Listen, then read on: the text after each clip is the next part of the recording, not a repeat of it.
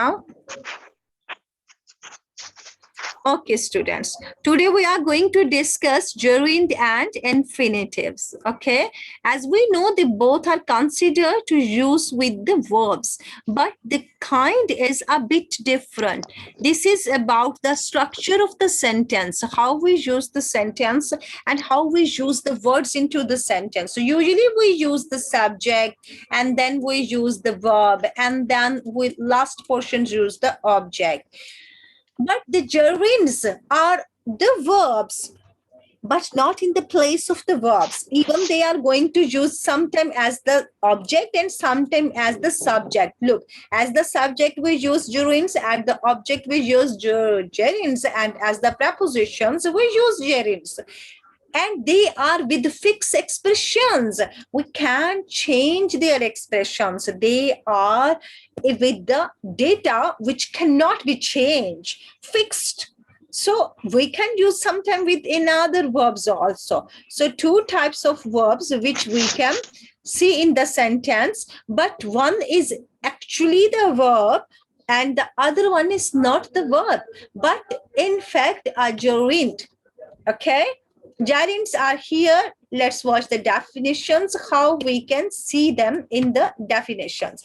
What are they? How we can understand them? Look, even they are gerunds is a verb, but with this verb, we are going to use ing and we add ing with this verb. It looks like a continued tense, but it is differently used in the sentence. The formula for the continuous tense, I already told you that this is the subject, and sometimes we put helping verb right after the subject. Then this is the V1. Am I right, students? Then there is ing, and then later on there is the object. Which formula is this one, Ali? Which tense formula is this one? Subject. Miss, action words. Action words they are, but what is the formula of this tense? Subject, helping verb is MR, V1, ing, and then object. Which tense formula this could be considered? Miss, past simple. Past simple, is it not? Okay, Mehak, which formula is this one? What is the tense name? Subject is MR, V1, then ing, and then object. Which tense is this one? Yes, dear. Who knows? Continuous, ma'am. Excellent, dear. Well done. This is the continuous. Great job. So this is the formula of the continuous. Even when you are looking at the gerund, they are looking like continuous because this is it, verb first form, and then ing. Are you going to consider this as the continuous tense? No, the formula is not right like about the continuous. The formula is totally changed. Right? Look, this one. Subject, helping verb, first verb, V1, and then ing, then object. But here the use is different. Eating in the class is not allowed. So eating is used as the subject of the sentence. Allowed. What is this one? The verb. The class is also the subject. Is the verb, auxiliary verb. Note is the negative form of the sentence. So here this word is used as the gerund. But that downside, he was eating in the class. This is the past continuous. This is the auxiliary verb and that is the main verb. This could be the finite verb also because this we can change. He is eating. He will be eating. So changeable words are finite or non-finite.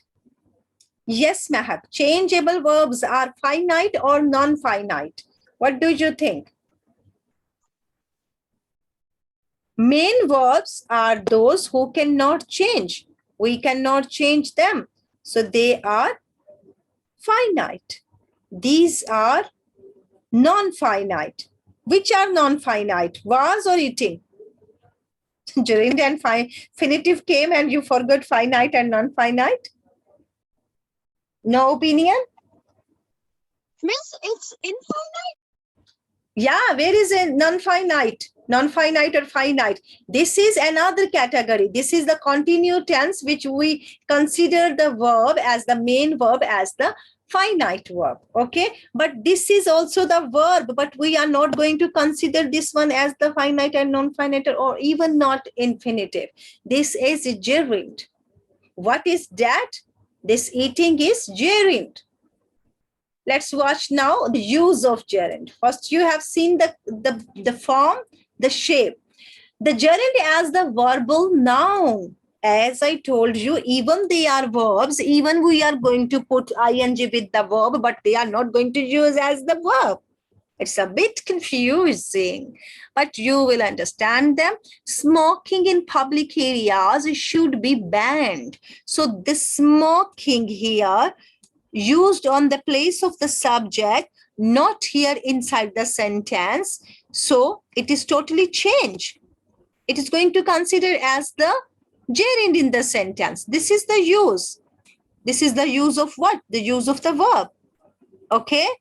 He quit smoking cigarettes when he was 25th. So he quit smoking.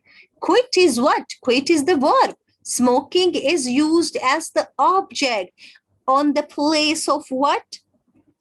As considered as the gerund, right? It is considered as the gerund here. Cigarette is also the verb. When is the joining word for two phrases or clause. So smoking in two side is considered as the gerund, not as the verb. Let's watch more use of gerunds.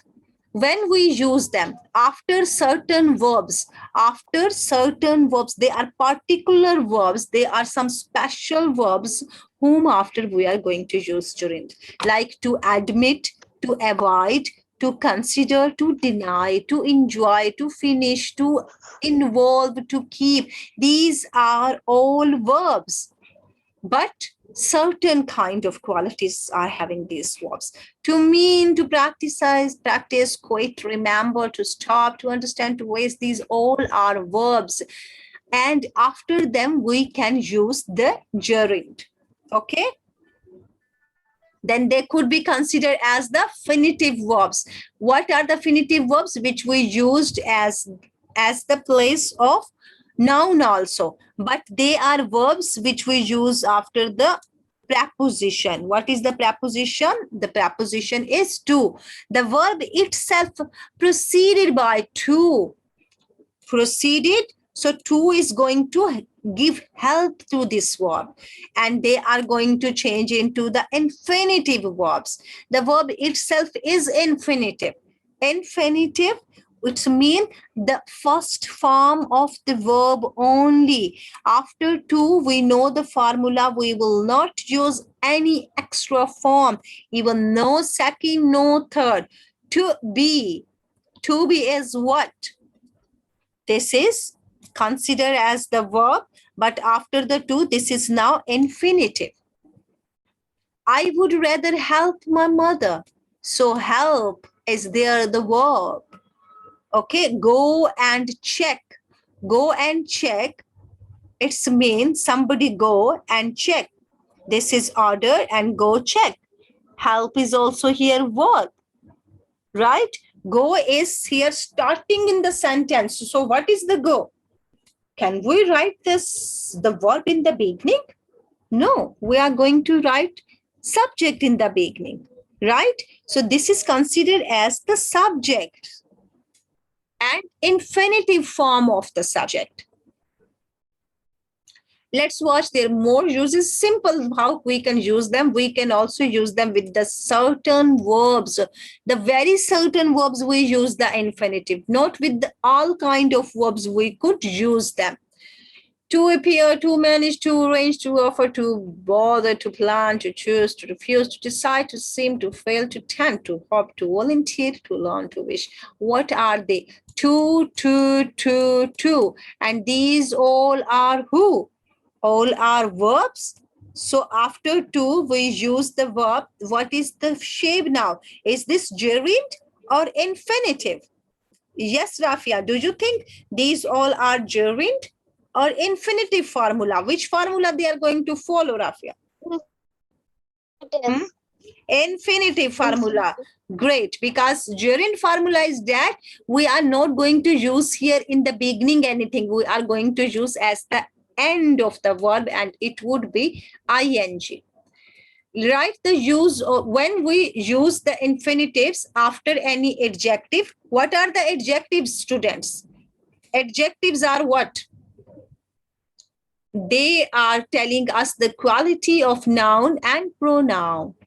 Right? Adjectives are telling the qualities, special verbs, describing verbs, right? They all are who? They all are considered as the object, the adjectives. It was difficult to see. Difficult is the adjective. Okay, to see is the infinitive. She is happy. Happy is the adjective. To help is the infinitive. Simple formula. It is easy. So easy is an adjective and too big is the infinitive. Got the formula of the infinitive? Now, infinitive is the most easiest concept because usually you can see the to here and right after the to you can see any verb. So you will easily guess the infinitive formula. Let's watch when we use an infinitive after modals. After modals, yeah, modals, you have done this one. When we do conditional sentences, we do modal verbs in the conditional sentences. And this is also added in your plan now. After can, could, will, would, shall, and then may, might, must, should. These all are modal verbs. Modal verbs, and after them we can use an infinitive. I'm going to send the link, and then this link you will solve.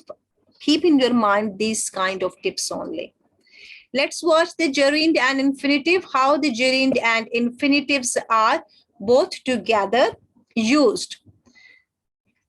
What is the difference and what is the similarity in both of them now? Let's watch this one. My file gone here. Gerund is used for things that have already happened. Already happened, keep in mind. So something already happened. Here we use gerunds. Gerunds are used with the things which already done. He began playing baseball last night. Baseball last night. So last year. So last year, what? The last year is the thing, is the time period. And what is the thing? Playing. And began is used as the verb. So something has happened already in the past time. That is the reason we are going to use gerund. Now this playing is not going to consider as the verb here. It is going to consider as the gerund, and gerund could be the subject or the object of the sentence, and we can use them right after the prepositions, sometimes right after the verbs. So this is the verb. If you think that begin would be the verb here in this sentence and playing is considered as the gerund. And who is telling us? We are getting this formula from the last year. This is happened, something happened earlier. Infinitive. What is the infinitive category? Infinitive is used for things that could still happen. Still happen, it means they are not going to finish yet.